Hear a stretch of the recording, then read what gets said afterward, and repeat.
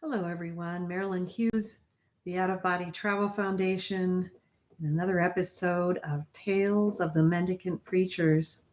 Today we're discussing, reading from St. Maximus the Confessor, a writer of the Philokalia, Volume 2, on love.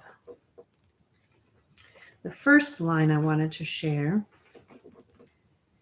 is the one I'd like you to meditate on today.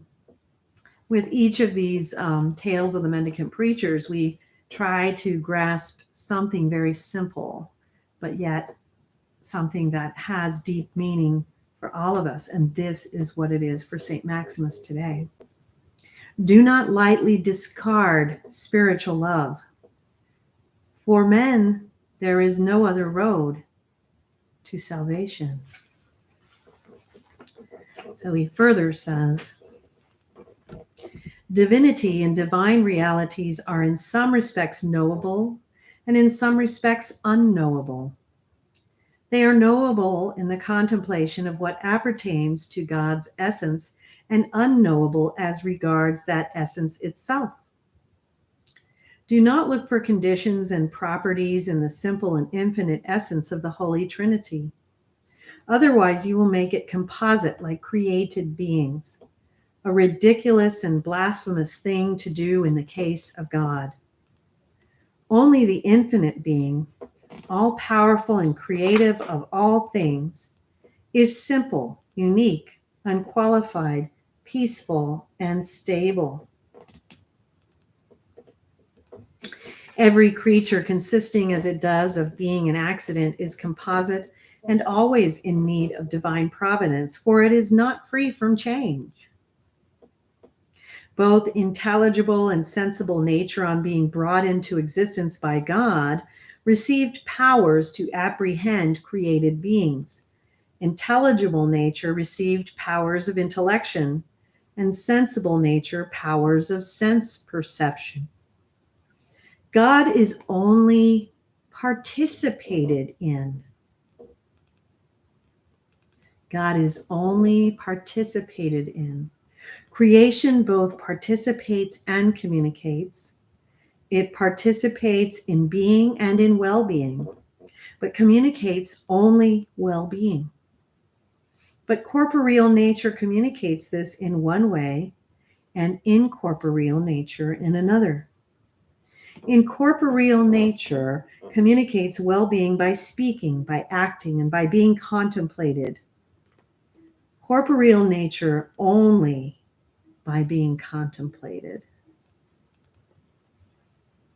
Whether or not a nature is endowed with intelligence and intellect is to exist eternally depends on the will of the Creator, whose every creation is good. But whether such a nature is good or bad depends on its own will. Evil is not to be imputed to the essence of created beings, but to their erroneous and mindless motivation. A soul's motivation is rightly ordered when its desiring power is subordinated to self-control. When its insensitive power rejects hatred and cleaves to love. And when its power of intelligence through prayer and spiritual contemplation advances towards God.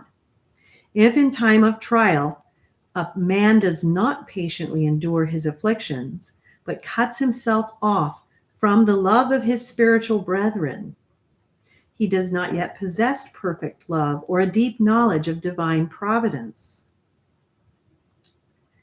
The aim of divine providence is to unite by means of true faith and spiritual love those separated in various ways by vice.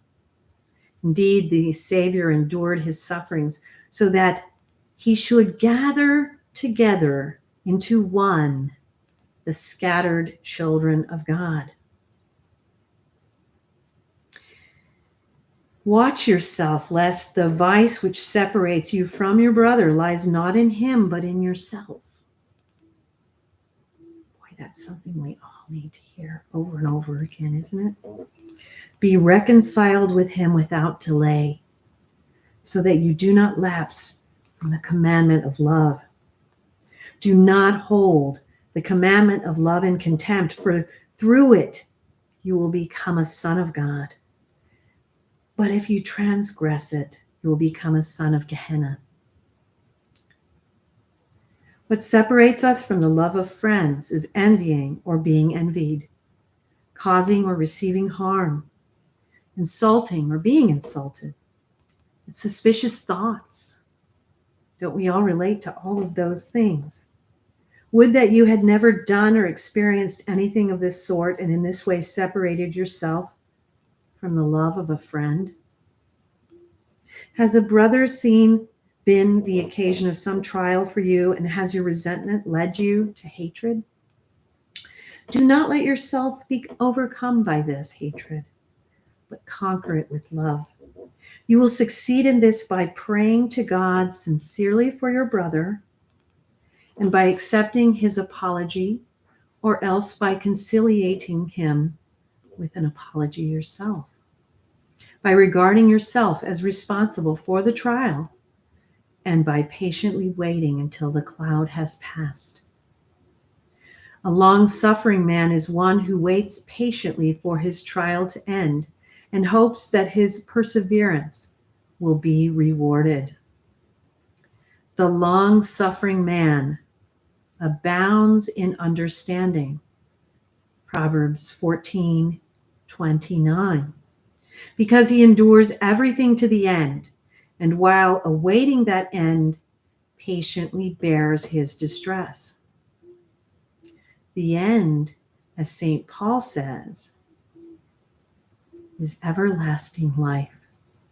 And this is life eternal, that they might know thee, the only true God, and Jesus Christ, whom thou hast sent. From John 17:3. So we are reminded again, do not lightly discard spiritual love. For men, there is no other road to salvation. Wise words indeed from St. Maximus the Confessor from the 4th century, and how they are so relevant in every age. The Philokalia. See you on the next episode of Tales of the Mendicant Preachers. Thanks for joining me.